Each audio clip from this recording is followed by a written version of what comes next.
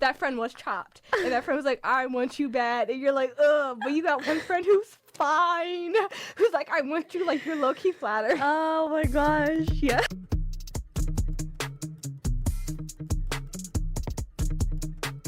Hey, I'm your host Alexis. And I'm your co-host Drew. Sit back and relax because you're in good company. Hey guys, so this week's episode is about something that I know many of us struggle with, aka beauty standards, chasing the impossible, and we're going to be unpacking the effects of the unrealistic standards for women specifically. Sorry guys, men-wise, I don't know what your lived experiences are like. Like, I know it's probably rough for you guys, but as a woman, like, that's all I can speak about. But that's why we're just going to be diving into this topic. So honestly, I want to get started, Truk. My question for you is, when did you first become aware of beauty standards? And did it change how you viewed yourself after the fact? Of course. I would say middle school, when everybody starts getting on social media, we're all online. And did it change my view on myself? I wouldn't say it made like such a huge impact immediately, but I think it was like a subconscious thing. Like a subtle thing. Where over time I'm just like, like I don't look like this, da-da-da-da-da. And yeah, like it's kind of that slow seep into your life. But what about you? Oh my goodness. Let me say, I think, okay, I became aware of the fact, because I think there's another like layer to it when you're a minority. Like, I'm not gonna hold you. No, being black in a predominantly white space, like, that messed me up. And it wasn't even like I was looking at other people and thinking about beauty standards. I was just noticing the ways that I was different. And I was like, okay, I'm different to the point that there's like no one else who looks like me, like something must be wrong with me. And I think that was like maybe the first inkling of beauty standards, but I didn't fully understand like what I was experiencing. Because I know from a young age, obviously, like, I had curly hair, I had like bigger thighs and everything like that. Just naturally, that's just how my body was. But I was so hyper fixated on that at like a very young age, like probably like kindergarten. Because I mean, you're a kid, you're not stupid, you know things, you pick up on things.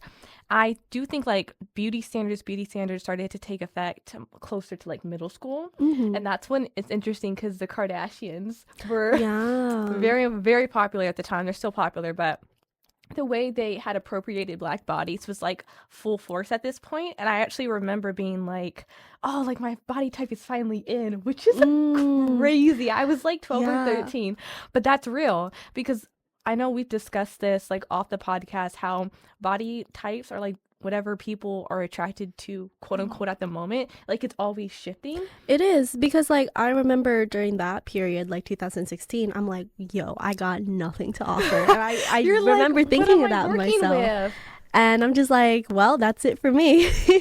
A few years later, who's in right now? So because like, speaking of Kim Kardashian and like the whole thing of like, she was definitely putting a spotlight on black bodies, which is crazy because she's not black, right? But, you know, traits you would associate with black women, and she was like doing the exaggerated like version of like it. The really, it was almost like a exaggerated hourglass figure. Yes. Yeah. And I think it's interesting because I saw a woman talking about online, how do women really want, you know, big butts or big boobs or different things like that because they genuinely want them for themselves, or it's what they've been taught to want, it's what they've been shown is desired by men and by society. Because a lot of this like self-confidence, like, oh, do your thing, be self-confident girl, can also have that underlying thing of, hey, we're kind of just doing it for men, not gonna lie. And I think it's something that some women don't even actually like, I think it's subconscious because it's so ingrained into our, you know, like aesthetics of everyday life. Precisely. And also seeing other women with these features and being like, seeing them constantly with these features and be like, oh, this looks so nice on you, oh my goodness, you're so attractive. It's interesting to me because it's very easy to fall prey into that. In the black community, we already know what is popular in for black women, the traits that they have. So really skinny black girls struggle with feeling like they're not even pretty enough within their own beauty standard at times, which I think is very sad but true. Like, if you don't even fit into your own beauty standard and then you don't fit into the overarching, like, you know, the white beauty standard, like, where do you feel like you fit in? And like, that is something that it's real, but it's also quite sad. Yeah. No, but real talk, I also think it's interesting because we didn't grow up in the era of like super skinny was super popular, like, because I know it was way worse in the early 2000s, and I think Yeah. it's kind of coming back around. Yeah, it's all a cycle. And I remember like Absolutely. early 2000, like the whole Victoria's Secret model stuff. I literally wasn't old enough to care. That's what I'm saying. Like I did not. I was just like, okay. I didn't even have the TV channel turned to that. Like Yeah, I was watching cartoons, living my life. truly, and I think there is a ignorance is bliss because at that age you don't need to be so aware. Hmm. And I do feel bad for people like especially like young teens or young kids who are growing up on social media because this kind of gets into the second question I have for you. Do you feel that with the way social media kind of, I guess it's like you're overexposed to so many Hmm. different faces and bodies that people talk about how your brain really is not meant to see like that many people in a day, and you're comparing yourself to so many faces that Hmm.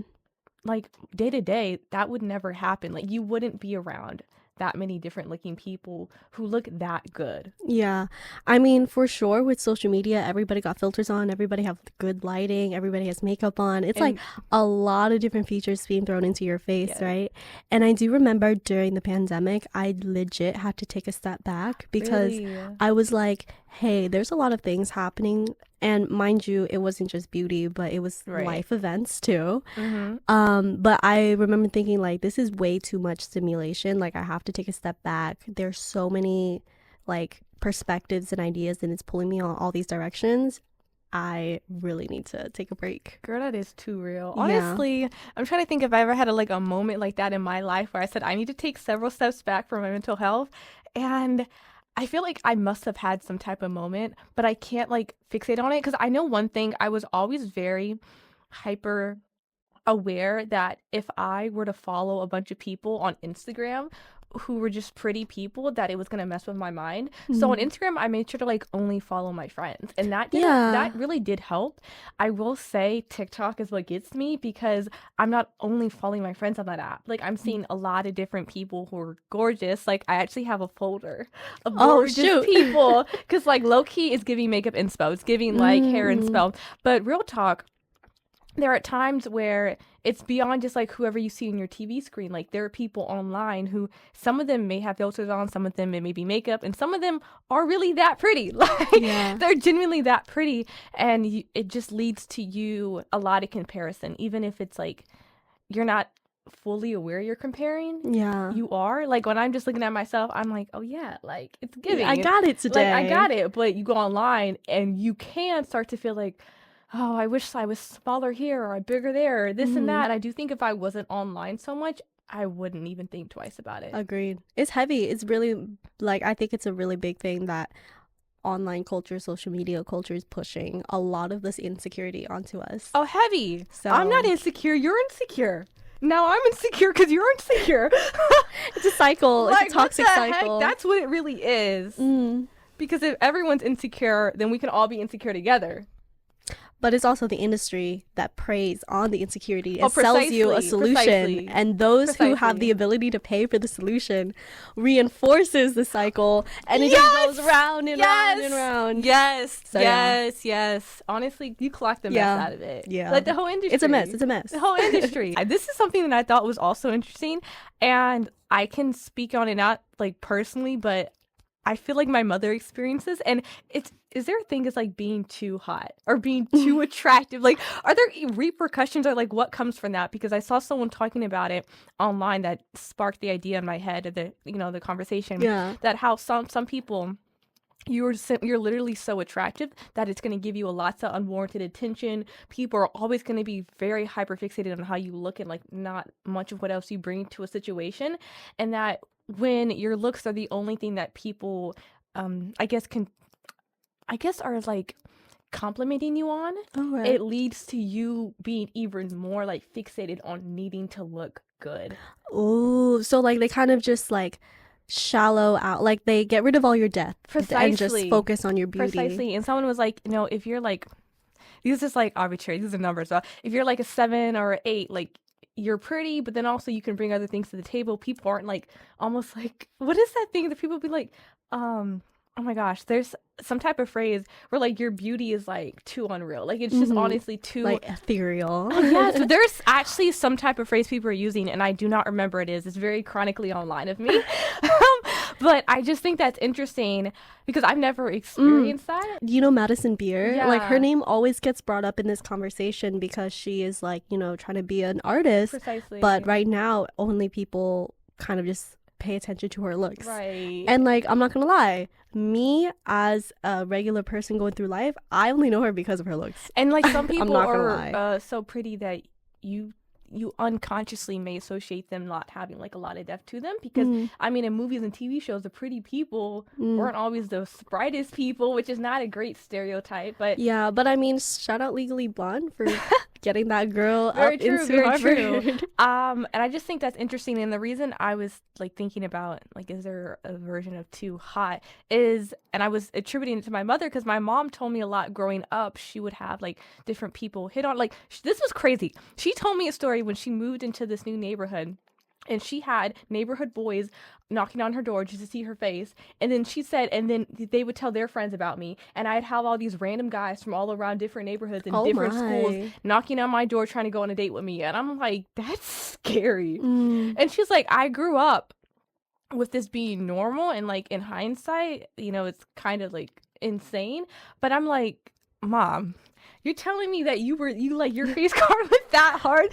And Her face card did not decline. Bro, and I saw the photos and I'm like, then sometimes it's interesting because at times I've even compared myself to what my mom looked like, which is not entirely fair, but I'm like, okay, well, why am I not like but we're in different people? We're in different eras now, right? That's like so people true. are exposed to so many more faces. That is like so true. There's like quote unquote more options. That's another thing that people genuinely feel like because of social media that they have more options, even though like these people maybe will never talk to you. You don't really have a chance with them, but like it's the illusion of having like options. I think is interesting. But yeah, like hearing about the way people would react. She's like, a lot of people in school, my friends would say, oh, so and so likes you, and like try to push me into dating them, and I didn't like them, but I felt like I needed to like be nice and oblige and all these different things because some people thought I was really nasty because of how I looked. And I'm like, honestly, you were too nice. Like you were genuinely too nice to the point where they were taking advantage of that niceness. But I think it's because people didn't necessarily assume that she would be because of how she looked, which is it's just interesting to me. So I do think, I know I'm not going to be like out here defending pretty people. Pretty people have a lot of things that in their life that make it easier. Different struggles. I'm not gonna lie. Yeah, I think there's two sides to the coin. I do think that obviously if society deems you ugly or unattractive, like that's difficult. Like people will see you and they will see your looks and they think you're not deserving of more things. They don't think you're deserving of an attractive partner. Like all these, you know, if you don't look the part, they won't want you for the part, which is terrible. But you know what's crazy too? Like we are judging regular everyday people to like celebrity hot status kind of vibes. Because like, yeah, honestly, I'm not gonna lie, I walk through the halls every day and it's chill. I'm going to grocery shopping, it's chill. It's like it's never that serious. Yo, and let me say, someone was also talking about, mind you, this is a point that I was like, wait a minute, you're spitting. How like celebrities are like specifically like movie stars is to an extent where you were like getting the ideal of how women looked or how people looked, men, whatever. People looked more normal back then, like because they weren't getting like these crazy surgeries or these injections. And they're just talking about how the pretty that celebrities used to have was like very much attainable, is very much girl next door. Like, yeah, she's really pretty, but she's also like Selena real. Gomez was very much girl next door. Like she had very like soft features that was like chill. Oh my gosh, and talking about Selena Gomez, this is another thing that's kind of like gross to me. A lot of people look at celebrities and they'll be like, oh, you had your era of hotness, like, oh my goodness, like this era was the hottest, like, and now you're in your flop era, different things like that. Like, yo, Selena Gomez, please don't watch this, you're gonna be triggered. But I've seen a lot of people online talk about how like 2014 to some other year was like Selena's mind you, they peak. were young, like it was Selena Gomez's peak, and now she's no longer in her peak and this and that. She's just growing like, up. We're rating like different phases of someone's life. God forbid someone start rating me and they're like, can you imagine someone's like, dang, like Trooks 2017 to 2020 was her peak. Oh no, what happened? Like she's still cute, but like it was her peak. Oh no. You feel like, what the heck? Yeah, like we're always evolving and changing, but I just think that's kind of the downside of social media and having so many eyes on you, and like in general, because at the end of the day, like many beautiful people, like many beautiful women don't feel attractive enough because beauty standards are always shifting, and there's always someone who, to most people, is going to be prettier or rated higher or have something over them. And Yeah. it's like this. And I will say, I don't think the competition really exists in real life. I think it's really an online thing. It really is. And mind you, each country has their own level of beauty standards as Yeah. well. Like, yeah, Wait, go ahead. but that makes me think about how, unfortunately, like, each country has their own beauty standard, but white supremacy and like colonization has done a number on like overarching beauty standards. Because it's always like, this is the idea, especially in like Asian countries where whiteness and paleness is deemed more attractive. But I think it goes back to like wealth back in the, like whatever era, where if you were a field worker, your skin had more melanin because of the sun, and you were deemed, more aristocratic if you were inside and had paler skin. I'm always curious, would that have, naturally died out of popularity if white supremacy wasn't a thing? Right, like that's a good question. That's what I wonder, because I'm like, yeah, that was, that's how things were back then, but beauty standards are always shifting. But that is something that Indian communities, Black communities, Asian communities. I just saw a video of this Black woman, and she's talking about how her mother used to make her and her siblings use like bleaching. Like, they used to have to bleach their skin, which is insane. But like those products exist because people are buying them and people are using them. Yeah. So I just think that's another thing. Like, overarching, does it tie back to this? And I feel like, it's no way it doesn't. It shows up in like every culture, because like you said, but like Indian culture, there's like, they have this karmic caste system where if you are born, the caste system is insanity. And that caste system is also seen in like Latin American countries, because when Spanish colonizers came over, they set that system in place. And then like Native American people were also put down in that system too. So it's like a really like, you got to dig deep, because you're going to see it everywhere. And then, I mean, honestly, each community has each has its own beauty standard, but then also has like these very negative like things that they perpetuate. Like, I would argue colorism is going to be like in every community. White people have their whole thing with they have their whole we don't like Irish people, we don't like gingers. Bro, yo, I will say, stop comparing Black people to gingers. Gingers are not Black people, and Black people, like, Black people can't be ginger, but just because you're ginger, bro, I haven't seen that online. Like, they're like, I saw someone like dead serious, was like, I experienced more hardships than a Black person as a ginger person in America. Why do you want to be oppressed so bad? Girl, be so for real. You know what's interesting? This is just a quick tangent. I noticed that I've heard that men prefer... Wait, do men prefer brunettes or blondes? I don't know, like white guys. But I know white women, like if you see girls talk, they don't want blondes. Like blonde dudes. Have you seen that? Tell me I'm not bugging. Listen, guys, this is my theory. White, like, women prefer guys with brunette hair, but men prefer blondes. Okay. Bro, I'm right. People are going to confirm this in the comments. No, I don't not believe you. I just haven't seen that discourse. I've seen this discussion. I've seen so many people be like, I don't like blonde, blah, blah, blah, blah. Oh, I would like him, but he's not a blonde. And I'm like, men think the exact, like, the opposite. And I just think that's really interesting how, like, different standards are pushed on different people. Yeah. Because it's always going to be like, the blonde person is like more party, and like brunettes are more studious. I don't know. Like, I'm literally basing this off of like whatever I see on the media. That's another thing actually that I kind of want to get into, how there's different stereotypes based on how you look. So I mean, we kind of touched on that with like the whole thing, like the thing that was so like revolutionary about Legally Blonde was like she was blonde and pretty and she got into Harvard, right? Yeah. So the way that people were assume certain things about you because of how you look, or discredit you, or give you honestly too much credit for this and that, because I know there is like science behind people who like look better or can get treated better. Like there's a whole thing with like what your brain does.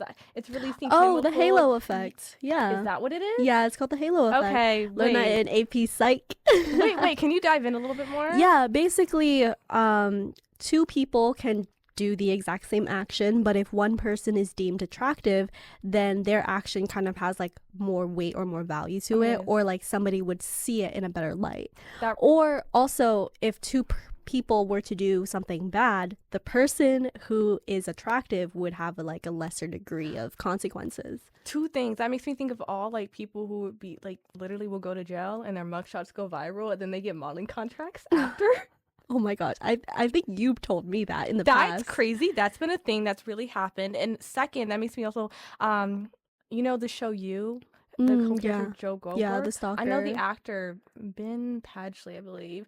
Okay. He talks about a lot how like a lot of women are like so like will always be like, oh my gosh, I love Joe, and he's like, yo, Joe is crazy. He's a crazy, like he's literally crazy.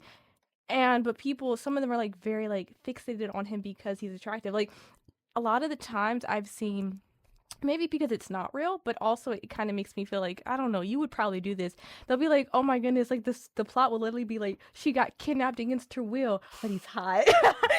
So like, Yo, it's literally, bro, Wattpad back in like 2000 whatever, and Yo. it's like the freaking One Direction, and you're like freaking adopted, but then like now it's like this weird. Like, have you seen those? I've heard of them, but I wasn't in the One Direction fan. I'm like, Oh my homegirl, like God. your dad owed money to the mafia, so the mafia leader Yes. kidnaps you. Yes, And my like, goodness. he's like crazy, but he's hot.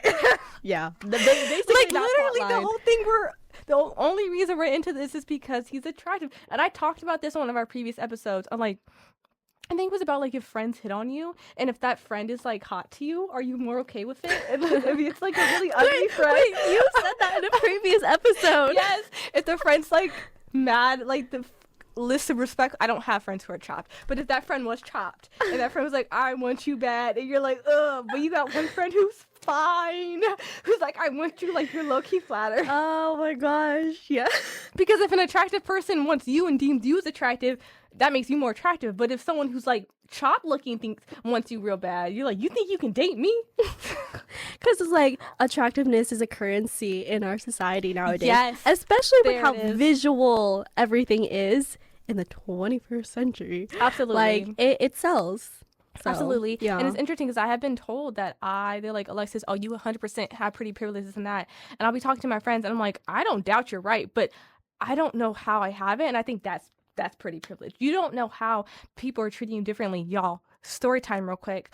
I was at the store with my mom. There's this one cashier who's always like very, very rude to her. I come in, I'm standing there, and she gets out the store and she said that cashier has never been so polite. He has never been so helpful. Wow. And I was like, what? And she was like, the only difference was you. I've been there with your sister. I've been there with you. That man has never been as nice as he has Wow. ever been. I've been there multiple times. And I'm like, oh my God, do I have privilege? No, but I was shocked. It's stuff like that. It's things you wouldn't even think about being privileged. Like maybe someone's nicer to you. Maybe someone gives you a free drink. Maybe someone holds the door open for you. Like it's stuff that shouldn't be. Like it's kind of, I mean, dang, you should hold the door open for someone, but if you think they look crazy, ugh, like I don't know. So I think it's very interesting. I know I have a cousin who is literally TikTok famous, has like over 100,000 followers, because she's mad pretty, like she does her lip sync thing, and she had a stalker, and I'm like, girl, you're not even that famous. Like, no, like she was famous, but she was just like 100,000 followers famous, which is still big, but like she had a legit stalker. Yo. And I'm like, whoa. Hey, I'm hoping for her safety. No, she's good now. because- She's good now. She had to get her number changed like multiple times. Oh my goodness. Like he was a Did they stalker. contact her? Yes, he was a legit stalker. Oh. And I was crazy because I'm like, out of like, you're famous, but you're not like crazy famous. Yeah. And he was hyper fixated on her because she was a young, pretty girl. And I was just like, that was crazy. Yo, that's really scary. No, it was terrifying. It was terrifying. I actually really wanted to have you on for an episode, but babe, you're in California. But no, I'm Fly so her over. No, fly out. No, but real talk, like that was just like, Wow. that's what I'm saying. Like, there are definitely negative consequences, but also the fact that she was able to build a platform with over 100,000 people, you know, invested in her, and she was making money off TikTok. And I'm just like, two sides. Yeah, Two sides for sure. But yes, as we wrap up, I kind of wanted to make note because do you know the song Pretty Isn't Pretty Enough by Olivia Rodrigo? Of course. That song, like, is a nail on the head. Please, True, can you read out some of the lyrics to that song? So I can, like, give me a second. yes, because this song right here, I feel, you know, it details basically how Olivia doesn't feel pretty enough. And a lot of people, if you don't know, Olivia Rodrigo is, you know, it's like teenage angst. Like she like I think Yeah, she this was post in year like it's 2000. this was not that long ago because this is her second album, but she does a really good job at putting into songs how different aspects of being like a young person, being a teenager feels like. So I felt like this song was perfect to highlight. All right. So, oh my gosh, I actually legit forgot the beat and everything, but I'll just read it. Isn't Pretty enough. Something like that. And everybody's keeping You don't have to sing it. You up. just can read it. Oh, I thought that's what you were expecting You me didn't have to do acapella. No, you could just read some of the lyrics. I could try every lipstick in every shade, but I'd always feel the same because pretty isn't pretty enough anyway. You can win the battle, but you can never win the war. You can fix the things you hated, and you'd still feel so insecure. And you try to ignore it, but it's everything I see. It's on the poster, on the wall, and it's in all the shitty magazines. So, yeah, it's everywhere. Thank you, Olivia. You're giving poet. But yeah, I just think, the theme of it is like, if pretty isn't pretty enough, then like, you're never going to feel satisfied. So I think that comes down to just learning to, I think, to honestly take a step back from social media if it's like extremely triggering. And like learning to fully love yourself. Yeah. But guys, like that is going to be us wrapping up this episode. Okay, so we're going to do my little song rec because, I love to give it a song. And I know I just mentioned the song, but that's it's not different. The song. It's different. It was just a point. That was just the point. Leve, Fragile by Leve. Wow, purr. Yay. Cute. Okay. So for my little TikTok fact of the week, speaking of beauty, let's talk about our brains. That was beautiful. Thank you. But I don't know if you guys are aware of this, but a lot of Ivy Leagues offer their courses online for free. I know this was a big conversation back during the pandemic, and I participated a little bit. But now with everything that is happening in our world, Harvard is offering free courses for understanding government systems and kind of just political campaigns and whatnot. So check it out. There are a lot of free ways to educate yourself online. So yeah. See you guys around. That. Oh my goodness. But guys, we're wrapping up this week's episode. So first I want to say shout out to Bobby and shout out to the Humanities Department. And we will see you next week. Bye.